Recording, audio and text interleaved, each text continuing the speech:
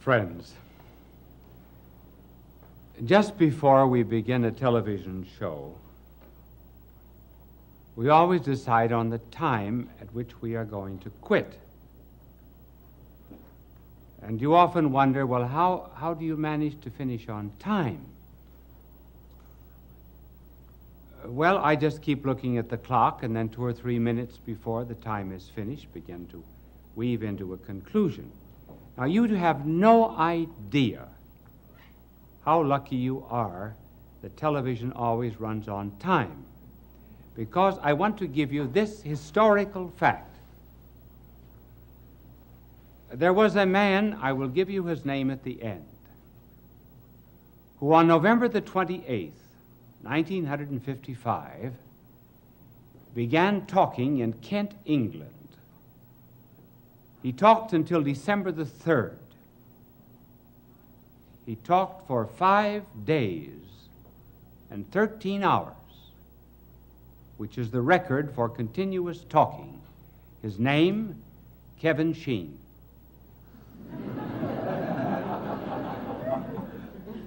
Now, they say that women talk a great deal.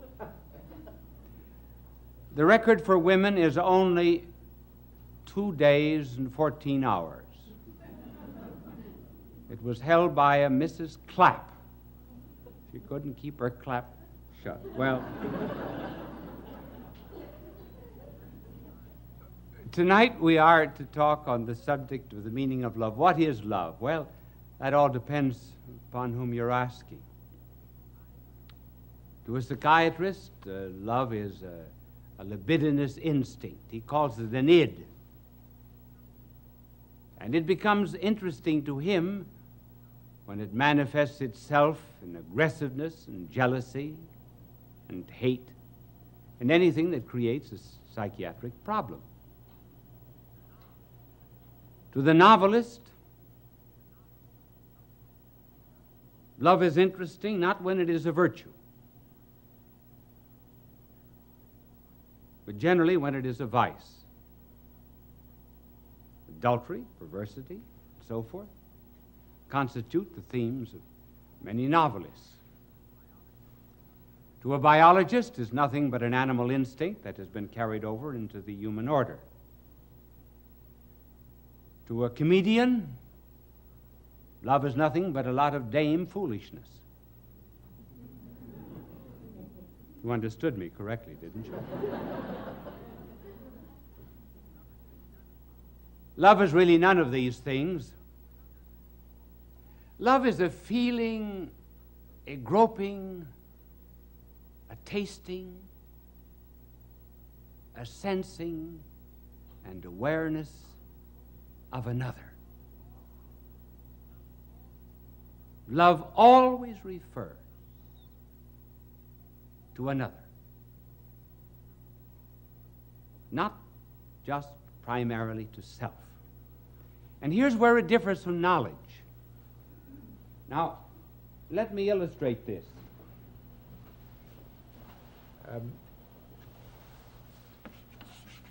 Very few of us ever think, how different is this process by which we know in relationship to that by which we love? Whenever we know anything, we always bring the thing or object which is known down to the level of our mind. That is why when a teacher is explaining something in class, he will always give an example. It is degraded in some way, simplified. But the mind always insists that it comes down to its level. Hence, when the eternal Word of God came to this earth, he spoke in parables, brought divine truths down to the level of the people.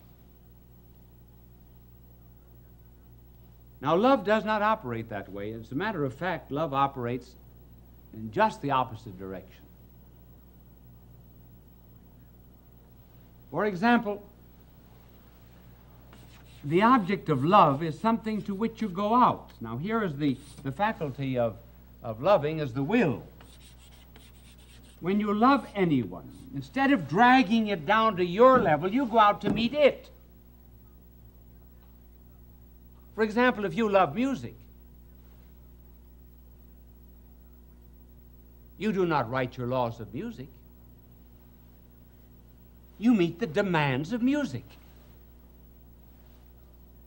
If a man is in love with a lady who loves poetry, he doesn't talk algebra to her all night, if he's wise. You can immediately see, therefore, that the nobler the object that is loved, the better we become. That is why it can be said that the level of any civilization is the level of its womanhood. Because the nobler the objects that are loved, the nobler a person becomes. The greatest philosopher who ever lived, Thomas Aquinas, said that the least love of God, therefore, is worth more than the knowledge of all created things. Because the knowledge of all created things merely draws things down to our own mind. But when we love God, we go out in order to meet the infinite. So it is love that makes us really more than knowledge. Now the next point about love is this, that love is not just therefore the same as sex. Now, sex is one of the manifestations of love. But somehow or other today, the word love is not so often mentioned except in songs. And then have you ever noticed that they're always in the future?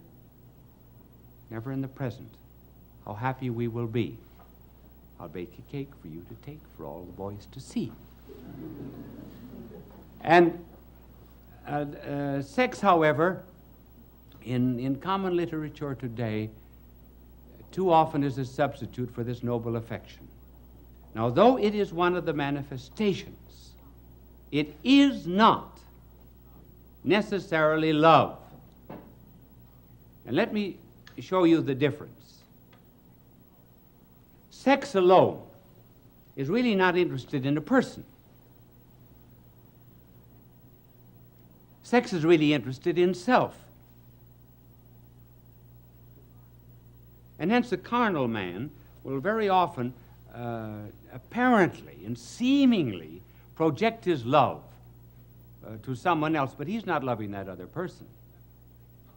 He's loving the pleasure that he finds in that other person, which is not the same. George Orwell, who wrote that remarkable book about the future of a communistic world called 1984, he has some people saying in 1984,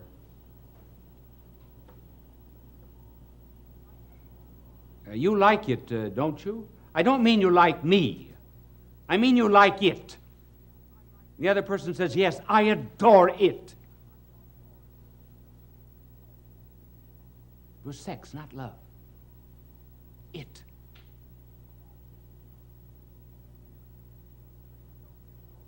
When the Soviet soldiers came into Berlin, they ran through the streets, the close of World War II.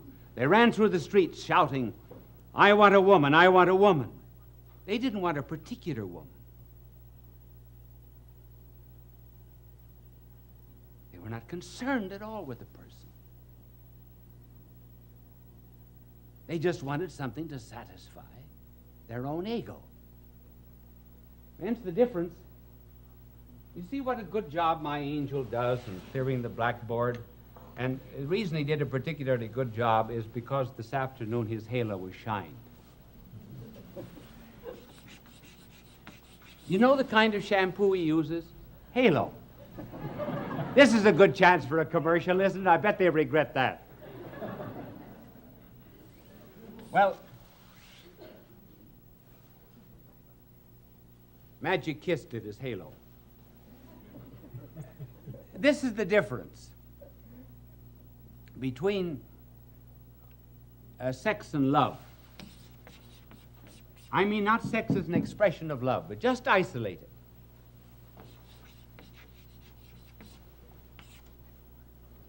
Sex is a circle.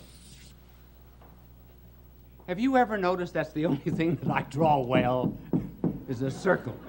It's not perfect, but I mean it's much better than the things I usually draw.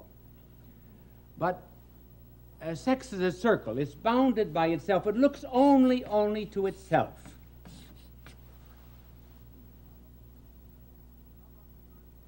Love, on the contrary, is a cross. Stretches out in all directions. It's all embracing.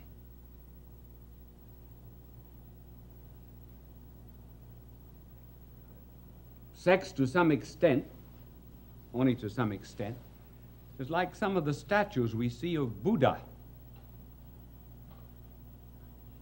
Big, fat, sleek, well-oiled body, hands folded across the breast, intently looking inward, thinking only of self.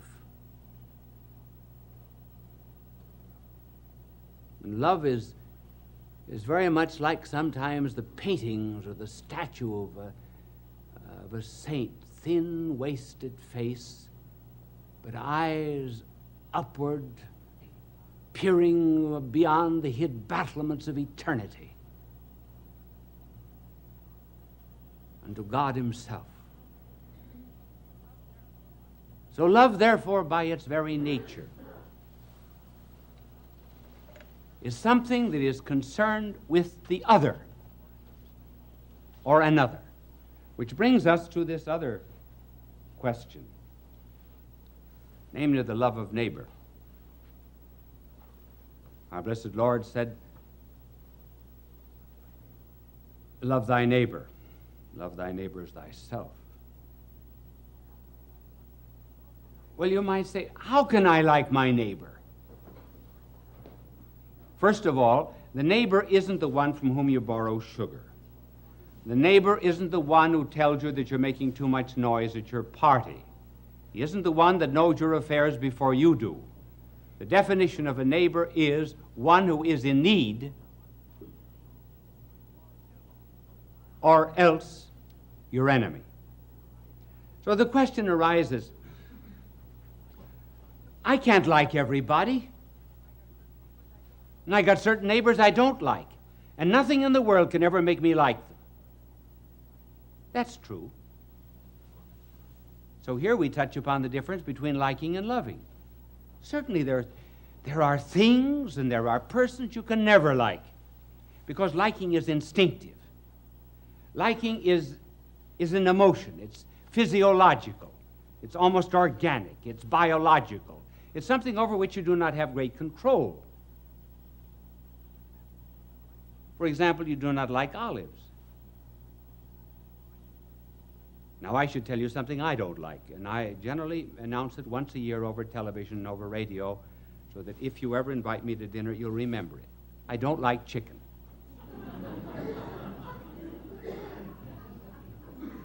Now, nothing can make me like chicken. I'll tell you the reason why. People wonder why I don't like chicken. Well, when I was a boy, my father used to send us out every summer to a farm to work. He believed in hard work, for which I thank him. And the tenant farmer, very anxious to please my father, gave us chickens every day except Friday. So every morning I had to go out and wring a chicken's neck.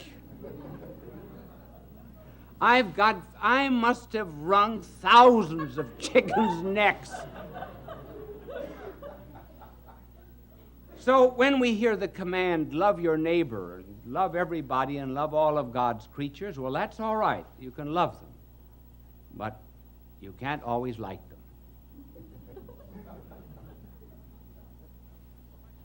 Well, what is love? Love is not in the emotions. Love is not in the feelings. Love is in the will. And because it is in the will, love is subject to command. To command.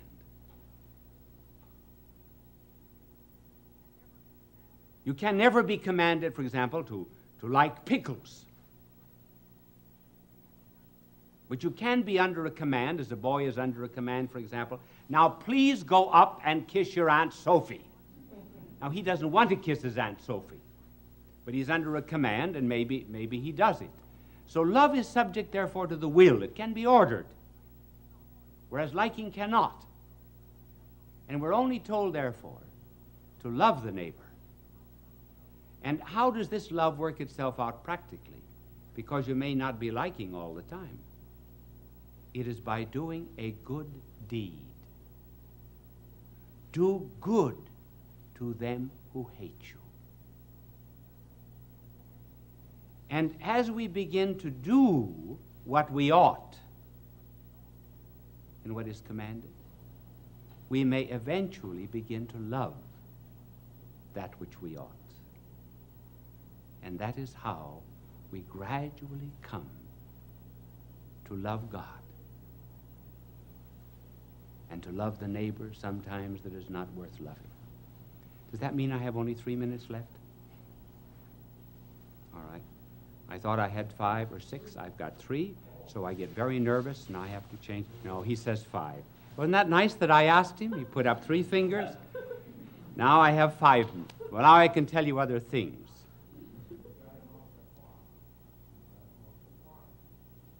See, he said I'm off the clock.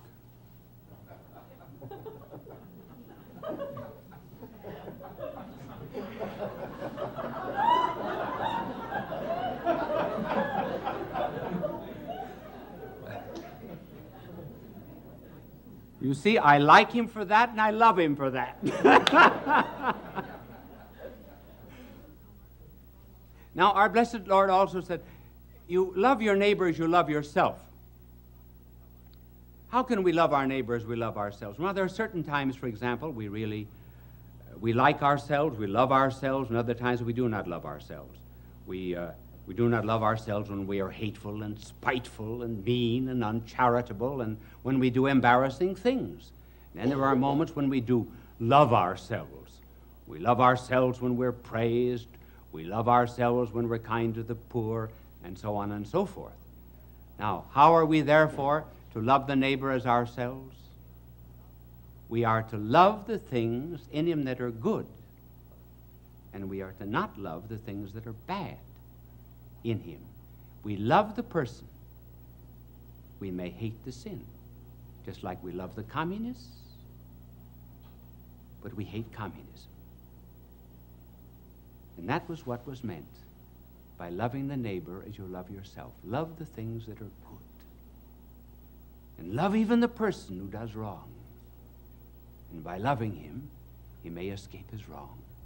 That is why the church is always willing to accept the heretic back into the treasury of her souls, but never the error into the treasury of her wisdom. There are certain rules for loving. I will pass some of them over very quickly. One is, you can never love in a hurry. Love is never done in a day. You can hate very quickly, but love is slow. That's one of the tragedies of divorce. People do not stay together long enough to learn to love one another. And then a second law of love is that all love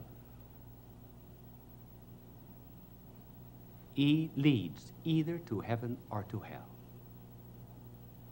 All love either puts us in touch with God or puts us in touch with the devil. When it's good, even human love, we feel that we're in communion with something greater and bigger and broader than ourselves.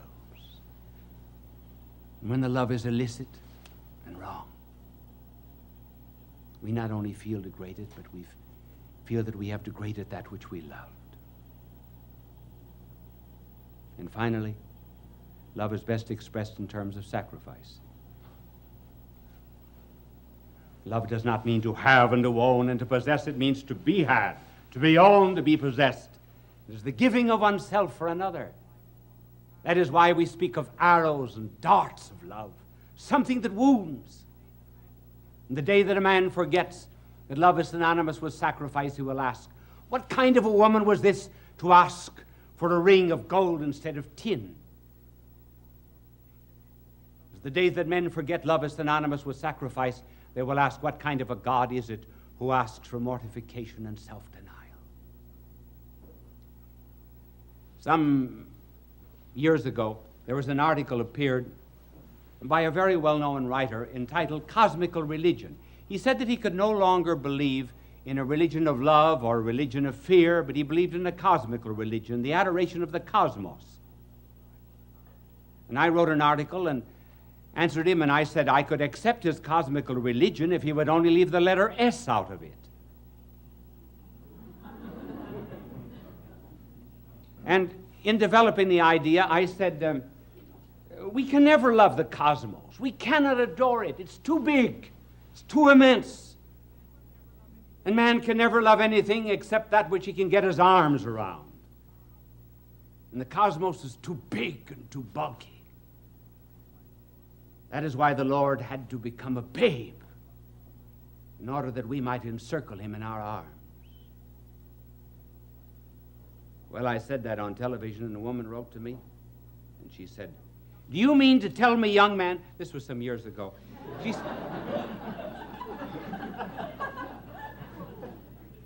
she said, do you mean to tell me, young man, that I can't love anyone unless I can get my arms around them? I said, madam, that isn't my problem, that's yours.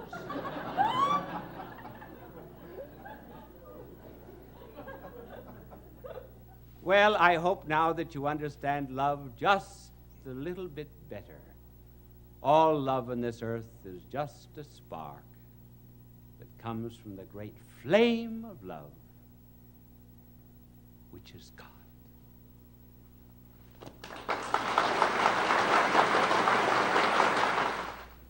Now that you've heard this telecast, perhaps you understand why I always end a telecast in exactly the same way.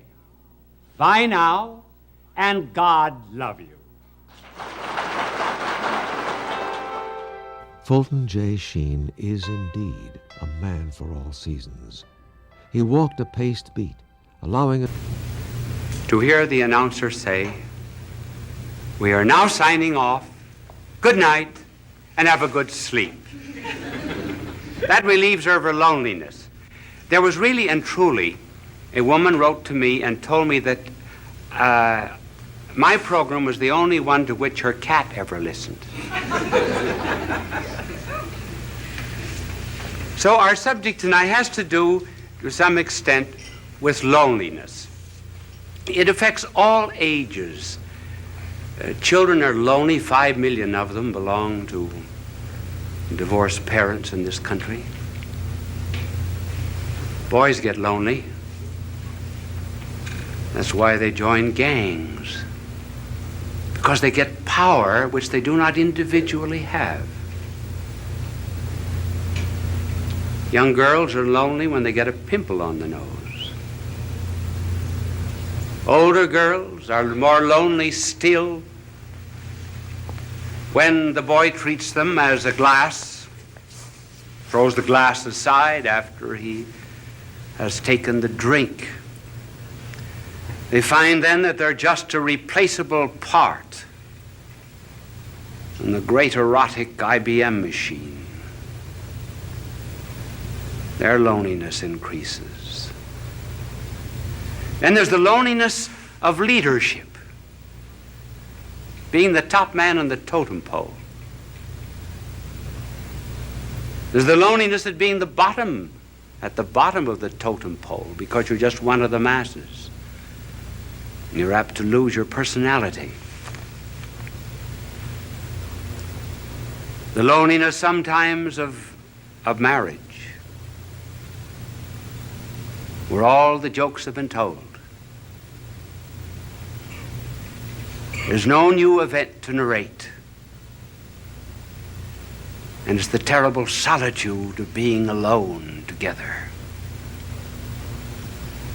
And then even when it does remain fine and noble and rich, even in moments of greatest unity, there is a feeling of apartness after such an ecstasy.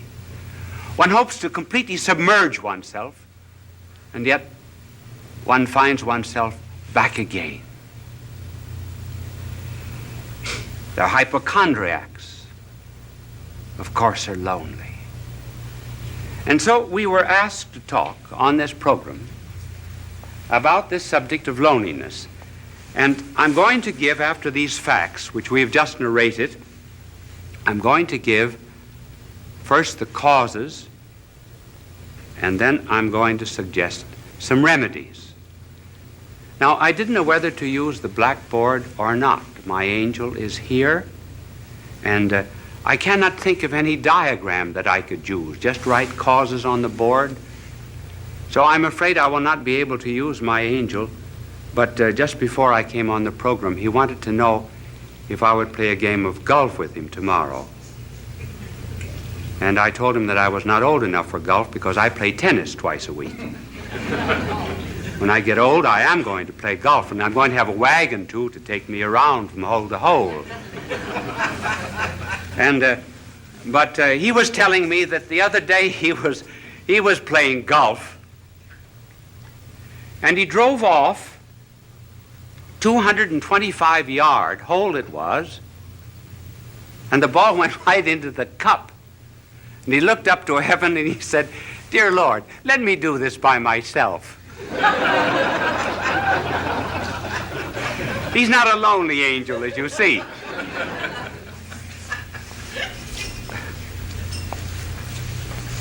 Now, what are the causes of loneliness? Well, one of the causes of loneliness has to do, first of all, with the lonely people themselves. And another reason why they are lonely is because of people who are not lonely. First of all, on account of the lonely themselves.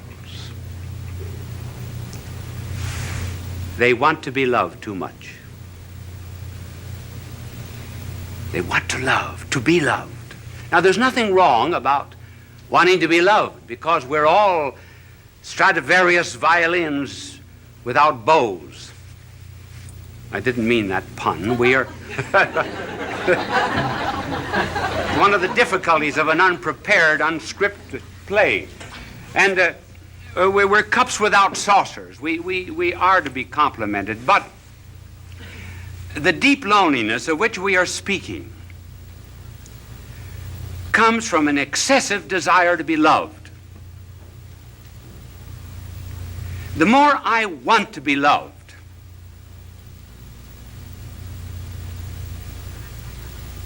the less I am loved. The less I'm loved, the less lovable I become. The less lovable I become, the less I am capable of loving others. And that's how, by a desire to seek only oneself and to please oneself, one gets caught like a bird in a fowler's net. And the more one struggles to get out of this loneliness, the more one is captured by it. Just take some concrete examples of this desire to be loved. I know of a mother whose daughter was away at college. And she used to call up the daughter every night. Would keep the daughter on the phone for an hour and protested to the daughter that she was not appreciated as she should be. And because other girls in this college wanted to use the phone, she said to her mother, "Mother, I'm forbidden to use the phone anymore." One day, the superintendent had sent for her, and she was unable to answer the phone, and she told her mother, "Send someone to answer the phone for her." The mother said, "This is the end." And she refused to see her daughter again. Thus, by wanting too much to be loved without loving, one loses even the love that one seeks. And then there was a fiancée. She used to. I wonder if any of you young women in the audience ever do that. Do you know what she would do? She would write down in a book every time the boyfriend called how long he spoke. She also wrote down how often he wrote and how many words he wrote in each letter. She felt that she wasn't loved enough, so she began writing herself anonymous letters, threatening her. And she said that these letters came from a well-known author in the city. And finally, she was exposed by this man whom she blamed, and eventually the marriage was broken off. She just loved too much, loved to be loved.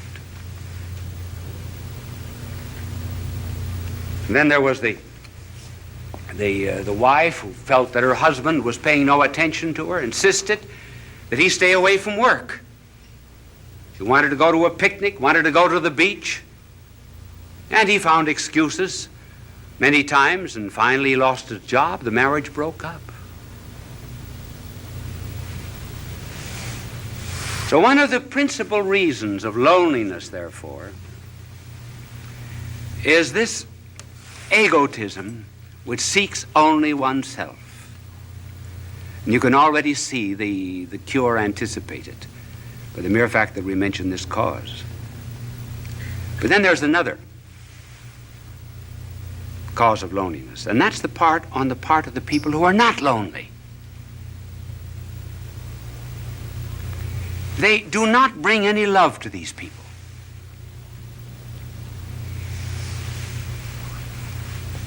Do you know what we should do? We should really concentrate a great deal on certain types of people. We should concentrate on the unfortunate, on the poor, on the socially disinherited, on the unloved, particularly the unloved, and on the ugly. And we bring love to them. We put love into them. Then they become lovable. Now, for example, you are very lovable to God. Did you know that? You say, well, what is there in me to love? Nothing. But he put his love into you. That's why you're lovable. And that's what we have to do with other people. And so the loneliness of these people is increased also because the rest of us will not listen to them. Listening is a therapeutic. There was a psychologist who formulated a marriage case that involved sexual, financial, social, and legal complications. He went to 100 clergymen and 100 priests to present the story, and he carried a stopwatch with him. Do you know how long they listened? The average was 2.5 minutes. Then off-the-cuff answer. They refused to listen. They refused to care. George Bernard Shaw has something rather good on that subject. In his play St. Joan, King Charles says to Joan, "Why do not the voices come to me? I am the king." And Joan answers, "They do come to you, but you do not hear them.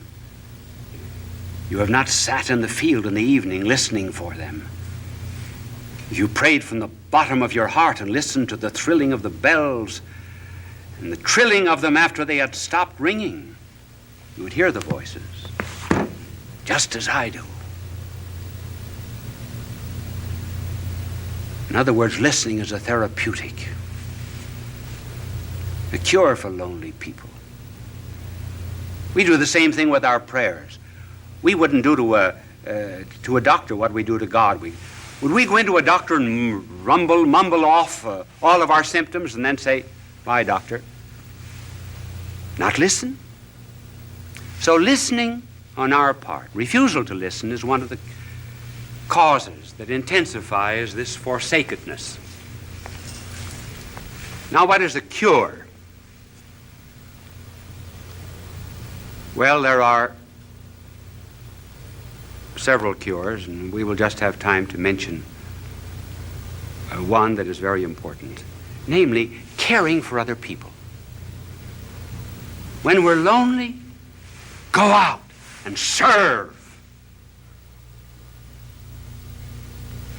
Then loneliness goes out through our fingertips.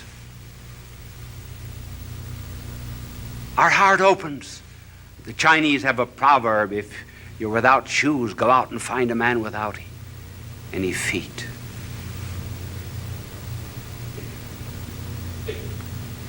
Caring for others. I remember when I first went to Europe to study, to do my university work as a young priest. The first Christmas I was lonely. I was really lonesome. I think it was the only time in my life I was lonesome.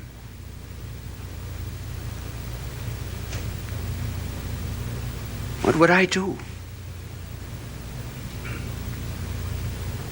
So I went to someone in the city of Louvain and asked for a list of the worthy poor, and I went to this particular alley.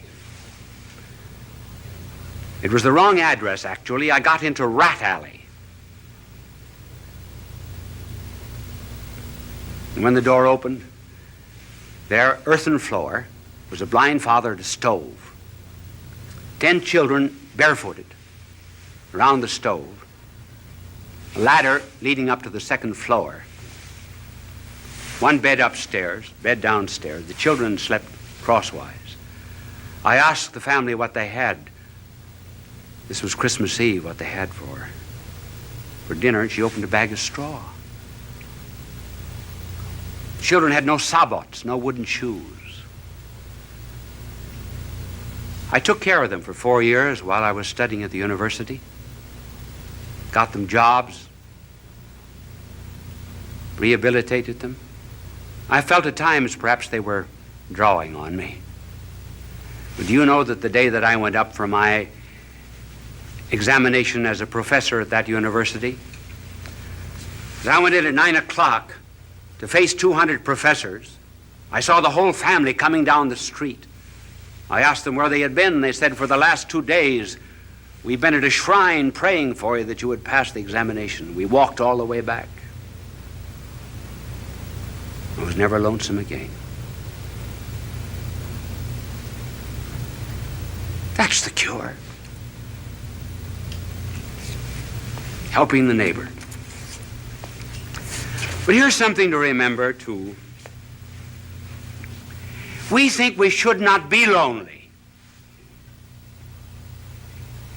In this age of psychiatry, there are 2 or 3 conclusions that our world has drawn which are false. One is that we should never have a tension. Certainly we have tensions. We must have them. We've got body and spirit, and they go in opposite directions. They have 2 different landing fields. Certain tensions are normal. If we didn't have them, we would be abnormal. And then we're lonesome. Sure. There's a metaphysical loneliness. Perfection is not here. This is not our home.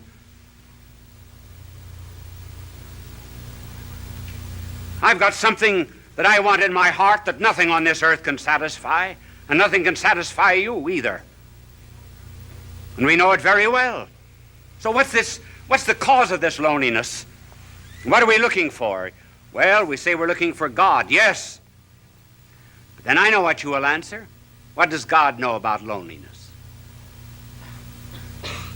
Now, that's a good question. That's a good question. What does he know about loneliness? Does he know anything about the loneliness, for example, of a babe in Afghanistan who has no better home than just straw?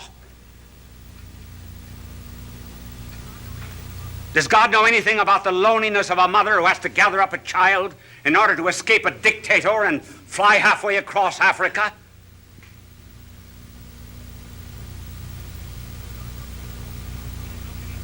Does God know anything about the loneliness of a man that's born on the wrong side of the tracks? Who's isolated socially from people simply because his hands are calloused with common labor and is denied decent society? Sure, does God know anything about that kind of loneliness, for example, in which one is expelled from a city, disowned by one's own people? Does he know anything about the loneliness of being deserted by friends?